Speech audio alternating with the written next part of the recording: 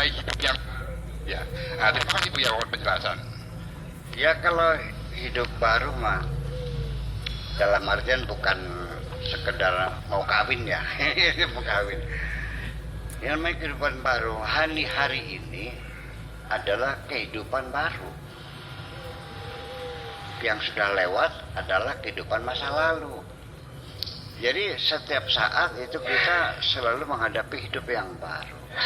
Begini, mungkin kalau hari ini hidup kita lebih baik dari kemarin, berarti kita menjalani kehidupan yang baru. Tapi kalau sama dengan kemarin, yang menghadapi kehidupan yang sama berarti. Jadi artinya bahwa setiap begini, dimensi waktu itu apa sih? Dia kan meluncur dari belakang ke depan satu arah. Yang sudah lewat namanya masa lalu, yang belum datang namanya besok, yang sedang kita jalani namanya hari ini. Ya, waktu itu tidak ada panjang, lebar, dan tinggi. Yang ada hanya satu arah, kan begitu.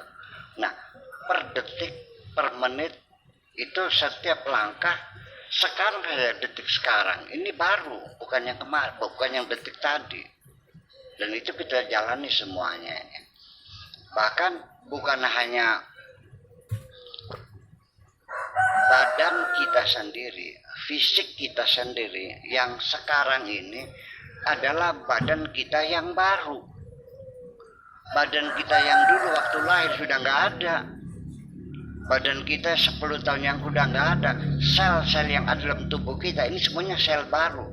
Sel lama sudah hancur dan sudah binasa, sudah diganti dengan sel baru. Semuanya. Kuku, tulang, mata, kaki, semuanya darah.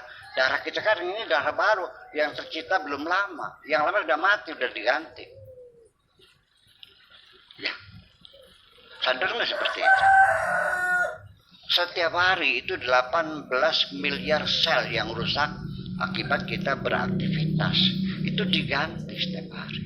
Dengan yang baru. Dengan yang baru. Otak kita juga sama sekitar 8 miliaran lebih lah. Itu mengalami kerusakan karena beraktivitas. Mungkin sel otak saya paling banyak rusak ya. Ya, tetapi nanti setelah tidur begitu bangun sudah sempurna lagi. Bahkan semakin cerdas lagi. Iya.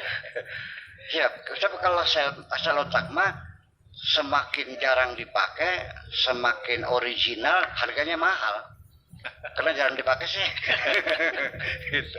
Tapi yang beraktivitas sehari-hari itu juga akan membuat brainwashing, internal brainwashing itu sendiri juga ya berjalan aktif dan pasti semua terganti. Tetapi nanti di penghujungnya tetap sel-sel yang rusak itu karena ya sifatnya adalah alami dan itu sifatnya degeneratif ya, akan ada sel-sel yang tidak terganti. Dulu kita, sekarang sel kita ada umpamanya 50 miliar. Lama-kelamaan sel yang rusak 18 miliar, yang terganti yang 17. Nanti tahun berikutnya yang terganti hanya 16. Lama-lama kan kita keriput semua. Setiap hari berarti berkurang. Dan nanti akhirnya setiap sel itu ada batas usia dan itu pasti mati. Tadi semua itu adalah sel-sel yang baru. Semua makhluk diciptakan di dunia tidak untuk selamanya. Tidak ada yang abadi. Ada expire-nya. Ada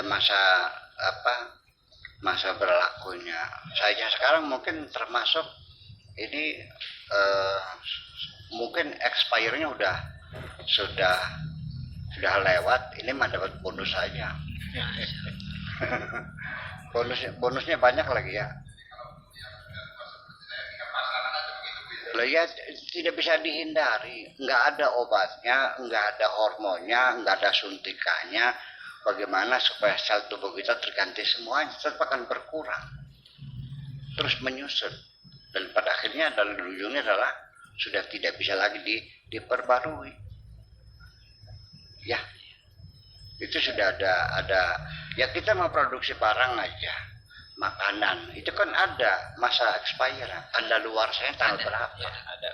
Kalau sudah jadi kan bisa dihitung, iya kan?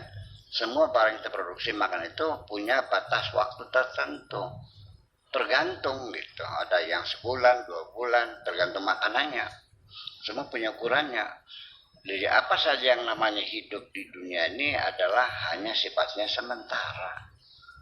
Sehingga nanti ujung-ujungnya bukan persoalan Mu'tazilah dan Qadariyah Jabariyah ya. Sebetulnya apa yang kita rasakan, kebahagiaan yang kita rasakan ini sebetulnya apa sih? Apakah karena kita mendapatkan sesuatu yang kita inginkan lalu kita bahagia, ataukah punya fasilitas yang cukup, harta yang banyak? Belum tentu juga kok. Kita sudah cukup merasa bahagia apabila kita bisa memahami bahwa apa yang ada pada diri kita ini, asal kita memahami keberkahan yang kita miliki, itu sudah cukup bahagia kok. Iya, sih. Iya, banyak orang banyak memiliki tapi dia tidak mengerti keberkahannya. Ya, dia tidak merasa bahagia dengan memiliki. Selalu menginginkan apa yang belum dimiliki. Setelah dimiliki akan berkurang dengan sendirinya kesenangan itu dan akhirnya menjadi beban. Setuju? Setuju? Pemirsa di studio?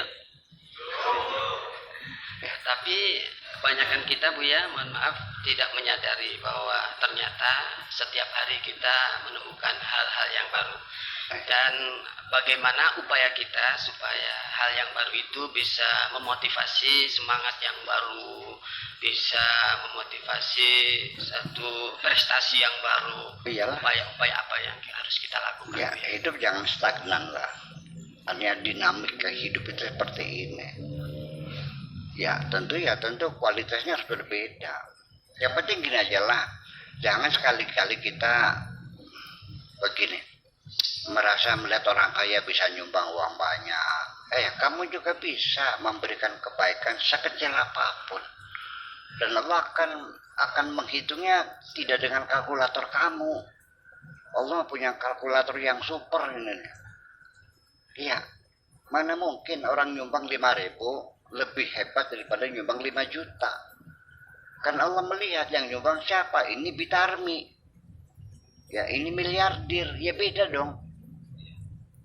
Bitarmi dapat bayaran nyabutin rumput di sawah 15.000 dan nyumbang 5.000, kan berarti kan 33,3%. Ya, betul. Ya.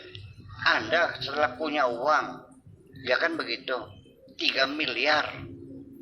Sanggupkah Anda menyumbangkan 1 miliar? Jadi yang dermawan siapa? Bitarmi ternyata. Atau dengan kata lain mungkin setiap kita mempunyai kesempatan yang sama. Iya, jadi yang salah siapa? Karena Bitarmi bisa nyumbang 5.000. Kenapa yang orang yang kaya ini Pak Hasan nyumbang 5 juta?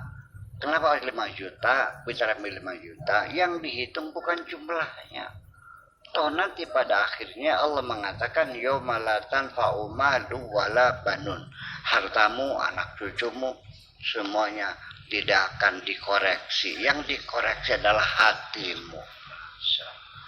Ila